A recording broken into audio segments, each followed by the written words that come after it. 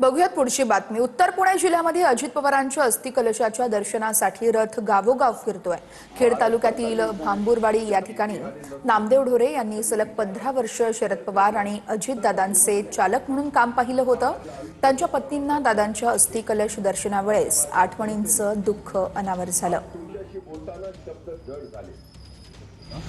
अजितदादा असं मुलासारखं सांभाळत होते त्यांना। ते मोठे होते, ते बारीक होते, पण आधार होता खूप। 2003 पासून मी अशी राहते, पण मला आज अजितदादा गेले तर मला माझं पती गेल्यासारखं वाटतंय आणि आज मला खूपच आठवण येते।